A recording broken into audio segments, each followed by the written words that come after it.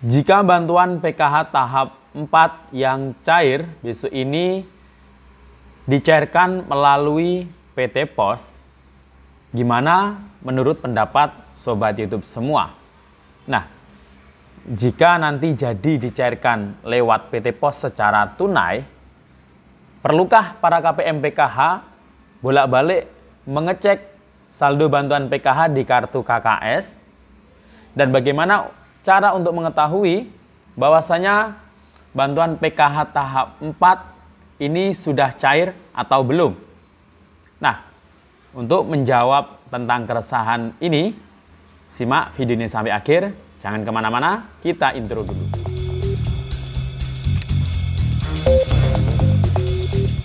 Assalamualaikum warahmatullahi wabarakatuh. Salam sejahtera, shalom, om swastiastu, namo buddhaya, salam kebajikan. Sobat YouTube, kembali lagi di channel saya, Sukron Channel. Apa kabar Sobat YouTube semua? Semoga Sobat YouTube semua selalu diberikan kesehatan, diperlancar segala urusan dan usahanya, dan diperbanyak rezekinya. Amin. Sobat YouTube, pada video kali ini saya akan membahas terkait mengenai kabar atau isu yang sedang marak di dunia perbansosan, khususnya terkait mengenai bantuan PKH tahap 4. Nah, ini kabarnya bantuan PKH tahap 4 yang akan cair besok ini katanya cairnya akan dicairkan tunai melalui kantor pos seperti BLT BBM ya. Nah, apakah ini benar terjadi? Dan jika nanti benar-benar terjadi, gimana menurut pendapat Sobat YouTube semua? Enakan lewat mana ya? Kartu KKS atau lewat kantor pos? Nah, jika nanti benar-benar terjadi lewat kantor pos, perlukah para KPM PKH seperti biasanya mengecek saldo bantuan PKH dari kartu KKS-nya melalui mesin ATM atau melalui agen? Nah, terus gimana cara untuk mengetahui apakah saldo bantuan PKH atau bantuan PKH-nya ini sudah cair atau belum di tahap 4 nanti? Nah, simak terus videonya sampai akhir, dan sebelum kita lanjut, silakan yang baru bergabung di subscribe dulu channel ini dan ditekan tombol loncengnya agar Sobat YouTube semua mendapatkan pemberitahuan video terbaru dari Sukron Channel. Dan jangan lupa di-share di berbagai media sosial dan di-like apabila Sobat YouTube suka dengan video ini. Oke Sobat YouTube, kita lanjutkan pembahasannya.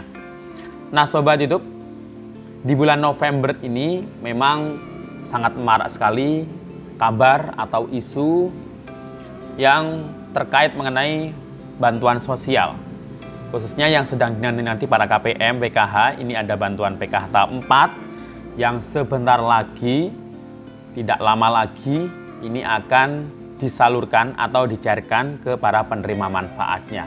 Tidak hanya itu, bantuan BPNT atau sembako, karena bulan Oktober kemarin ini belum cair, jadi ini sedang sangat ditunggu-tunggu para KPM, baik BPNT atau sembako bulan Oktober maupun bulan November ini. Dan kayaknya sih ya nanti akan disalurkan sekaligus ya. Nah, tidak hanya itu, BLT BBM tahap 2 itu nanti insya Allah akan disalurkan seperti yang kemarin di BLT BBM tahap 1 berbarengan dengan BPNT-nya mungkin di bulan Desember, dan itu dipastikan nanti ya lewat PT Pos lagi. Nah, ada kabar yang terbaru. Sebenarnya ini bukan baru sih. Beberapa bulan yang lalu ini ketika masa-masa pertama fase untuk penyaluran PKH tahap 2 itu kan antara bulan Oktober, November hingga Desember. Saya sudah mendapatkan kabar selentang-selenting. Apa ya bahasanya selentang-selenting?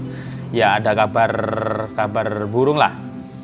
Ini terkait mengenai penyaluran PKH tahap 4. Nah, ini beberapa bulan yang lalu ada teman dari SDM PKH, dari pendamping PKH juga, ini mengabarkan katanya di daerah lain sudah terdengar kabar untuk penyaluran PKH tahap 4 yang rencananya isunya itu akan dicairkan melalui PT Pos secara tunai. Nah, sedangkan kita tahu sendiri bahwasanya untuk bantuan PKH sendiri mulai tahun 2019 2017 hingga sampai tahap 3 kemarin di tahun 2022 itu sudah disalurkan secara non-tunai melalui kartu KKS. Digesek, bisa di agen atau ditransaksikan melalui mesin ATM di bank-bank Himbara, ATM bersama. Dan juga kalau untuk wilayah Aceh itu khusus untuk Bank BSI ya. Nah, karena untuk non-tunai sendiri itu memang dimulai tahun 2017 sekitaran itu ya. Dan sebelum tahun 2017, itu sudah dilakukan penyaluran bantuan PKH secara tunai melalui kantor pos. Nah, silakan berpendapat sendiri ya untuk Sobat YouTube yang mungkin para penerima manfaat bantuan PKH, enaknya lewat kantor pos atau lewat KKS ya. Karena lewat KKS atau lewat Bank Himbara dan juga lewat kantor pos sendiri, itu masing-masing punya kelebihan dan punya kelemahan masing-masing. Nah, kalau lewat Bank Himbara, mungkin kelebihannya ini lebih efektif, efisien, praktis, tidak menunggu jadwal penyaluran. Jadi kalau saldo masuk di kartu KKS, itu langsung ketahuan lewat SMS banking atau lewat mobile banking, atau dicek melalui ATM jika rumahnya dekat dengan ATM atau agen. Nah, saldo sudah masuk, itu biasanya para KPM langsung menarik tunai bantuan PKH-nya. Nah, namun jika disalurkan dalam bentuk tunai melalui kantor pos, nah itu seperti di tahun sebelum tahun 2017, itu semuanya itu nanti akan dijadwalkan oleh para pendamping PKH. Dijadwalkan, misal satu kecamatan kantor posnya cuma satu. Nah, itu nanti akan dijadwal beberapa hari untuk desa ini atau kelurahan ini tanggal sekian atau jam sekian. Biasanya satu hari beberapa desa itu. Ya kalau satu kecamatan desanya sedikit mungkin lebih enak. Tapi kalau banyak, nah ini mungkin butuh waktu lebih dari satu hari, mungkin 2 hari juga bisa. Nah, untuk penyalurannya itu ya seperti di BLT BBM kemarin, cukup membawa KTP. Nah itu dan bisa diwakili dalam keluarganya, itu dulu ya sebelum 2017. Nah, kalau sekarang kan kalau kartu KKS itu kan harus dipegang sendiri kalau lewat Bank Himbara, dan juga PIN-nya kan diketahui sendiri oleh pemiliknya. Nah, itu ya. Nah, ini kenapa kok ada isu atau kabar lewat kantor pos untuk PKH tahap 4 nanti pencairannya?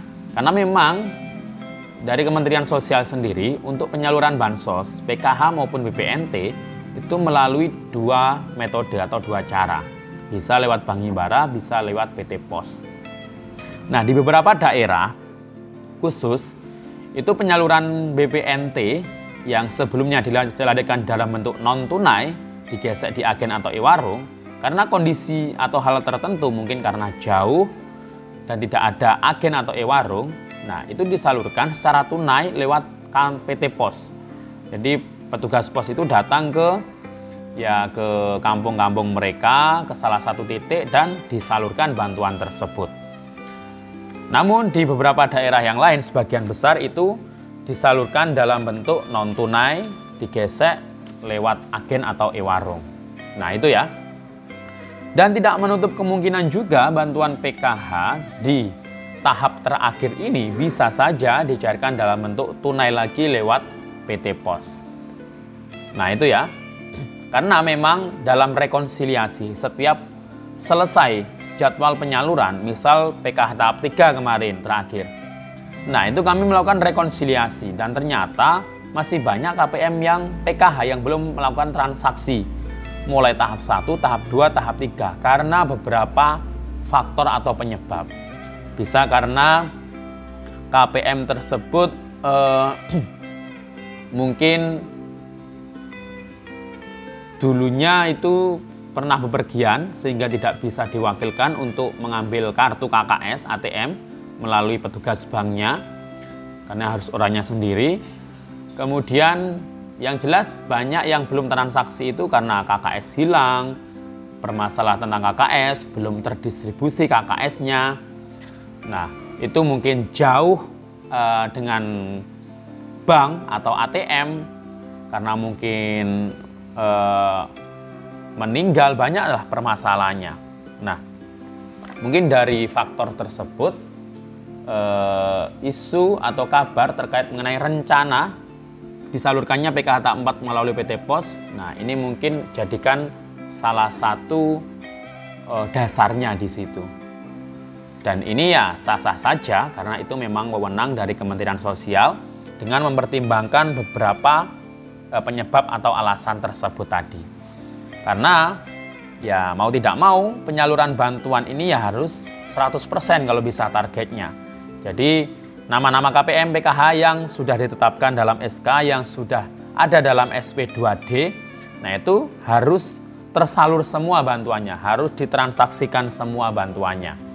Jadi itu ya untuk alasan penyebab jika memang bantuan PKH tahap 4 nanti ini jadi dicarikan lewat kantor pos atau PT Pos. Nah, artinya BPNT juga bisa saja kemungkinan, dan di tahun ini memang sedang uji coba ya, enak lewat pos atau lewat bank himbara.